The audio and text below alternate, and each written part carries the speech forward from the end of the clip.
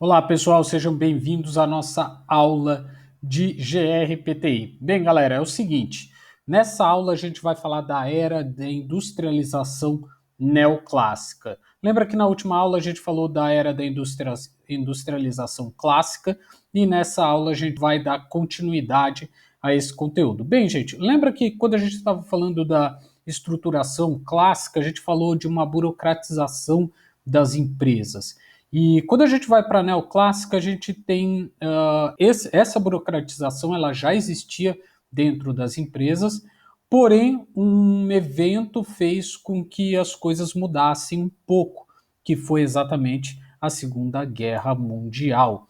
E essa Segunda Guerra faz com que as empresas comecem a adotar um perfil um pouco menos local e um perfil mais globalizado, ou seja, saindo um pouco daquele perfil, saindo um pouco daquela preocupação única e exclusiva com seus próprios setores, com o seu próprio local, com a economia local.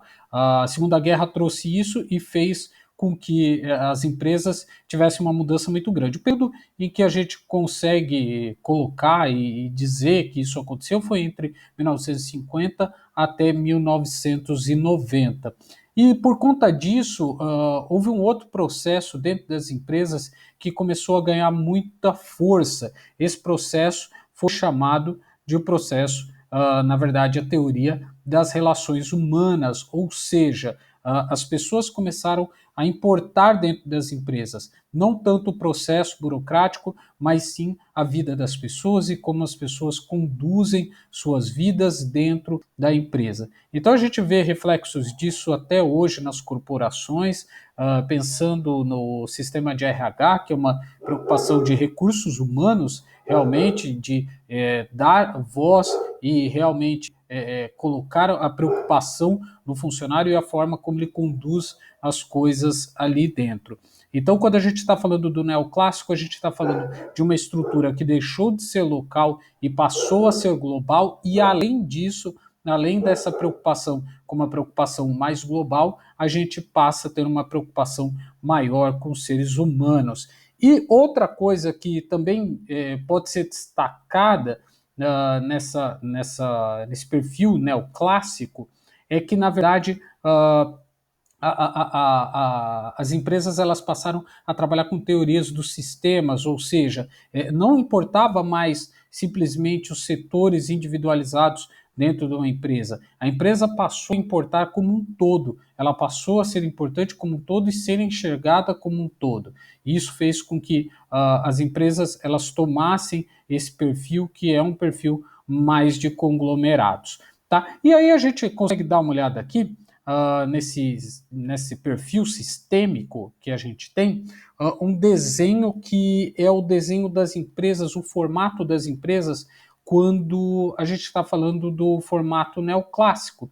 Então a gente passa a ter um desenho híbrido, uma estrutura funcional acoplada à estrutura de pessoas, tá? Então a gente começa a ter essa diferenciação, uma coordenação descentralizada sobre dupla de subordinação, autoridade funcional e autoridade de projeto, produto e serviço. Tá? Então a gente tem aí dois perfis trabalhando diferentes, então você trabalhando preocupado com o funcionário e com a vida do funcionário ali dentro e com os projetos também, padrões duplos de interação e cargos mutáveis e inovadores, ou seja, você consegue mudar de cargo, você consegue mudar o perfil do profissional que está ali dentro, isso muito interessante, o aumento de capacidade de processamento de informação, então a gente começa a ter a tecnologia da informação, o que nos compete muito aqui, entrar e fazer mais voz dentro das empresas, cargos adequados para tarefas mais complexas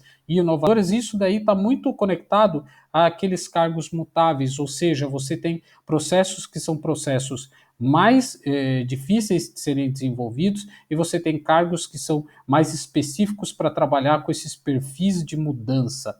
E ideal para ambiente instável, mutável e tecnologia mutável, ou seja, você pode ter um ambiente em que as coisas podem mudar o tempo todo, porém você tem uma tecnologia que ela se altera e que ela pode auxiliar nesses processos e passar por crises, passar por momentos diferenciados, tá? E razoável capacidade para mudança e inovação.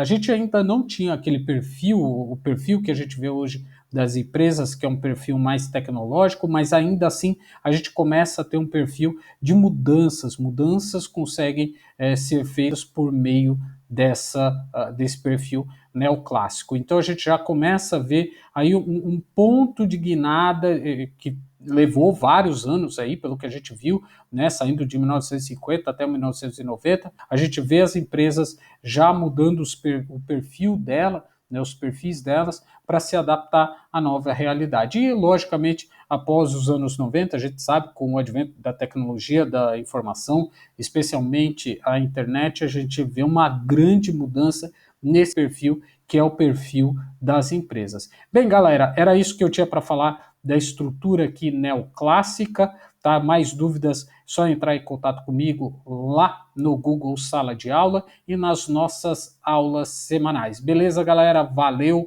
foi isso daí. Abraço, tchau, até mais.